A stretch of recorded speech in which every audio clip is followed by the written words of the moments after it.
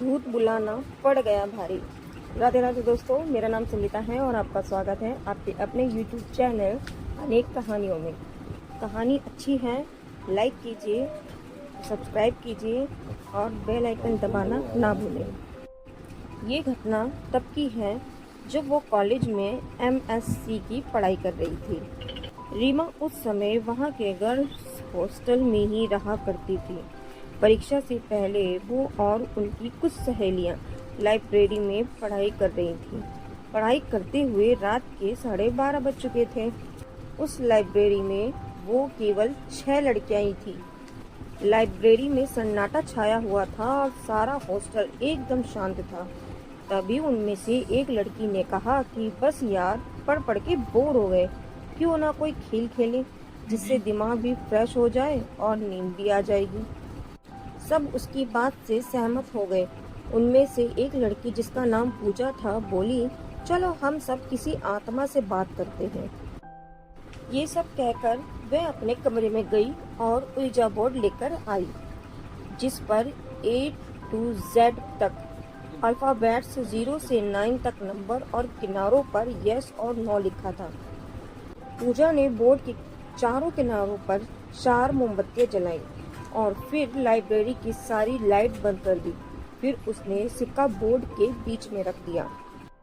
उनमें से 2 लड़कियां तो डर के मारे अपने कमरे में चली गईं और बाकी चारों ने उस सिक्के पर एक एक उंगली रख दी। फिर पूजा ने कहा कि कोई डरना मत और यहाँ से उठना मत, वरना आत्मा नाराज हो जाएगी। अब पूजा बोलने लगी, मगर यहाँ पर कोई आत्मा है तो प्लीज हमसे बात करो।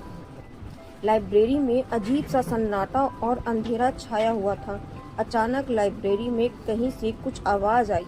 उन्होंने सोचा शायद कोई किताब गिर गई हो। उसी समय सिक्का हिला और जसमीत दीदी ने पूछा, क्या यहाँ पर कोई आत्मा है? तभी छत पर लगा बंद पंखा जोर से हिलने लगा।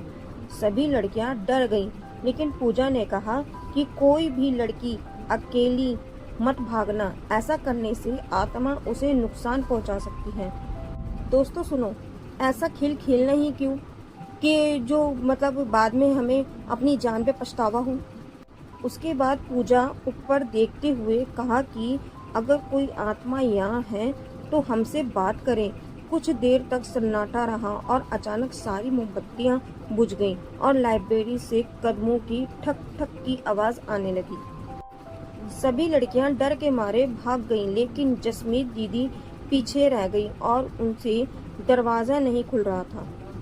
अचानक उन्हें लगा कि कोई उन्हें पीछे की तरफ खींच रहा है। वो जोर जोर से रोने और चिल्लाने लगी। उनकी आवाज सुनकर हॉस्टल की सारी लड़कियां जाग गईं और उठकर लाइब्रेरी की तरफ दौड़ी।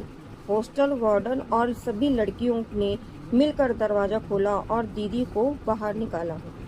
इस घटना के बाद उन्हें आज तक लाइब्रेरी के डरावने सपने आते हैं और वो आज तक उस घटना को नहीं भूली। तो जसमीत दीदी के अनुभव को देखकर मुझे ये लगा कि कभी भी किसी आत्मा या प्रेत को परेशान नहीं करना चाहिए। अब दोस्तों, जब बेकार के खड़े खड़ाए पंगे लोगे तो आपको कोई छोड़ देगा सामने वाला? नहीं ना। तो फिर ऐसी जैसे इंसान होते हैं उस तरीके से आत्मा भी होती है, तो वो कैसे छोड़ सकती है? फिर हमें किसी की बातों में आकर अपना कुछ कर्तव्य नहीं भूलना चाहिए। हमें भी तो पता है, हम भी रोटी खाते हैं, हमें भी ये सब चीजें महसूस होती हैं कि ये अच्छा है या बुरा है, तो उसको रियलाइज करके हमें जब भी तो आगे बोलना चाहिए।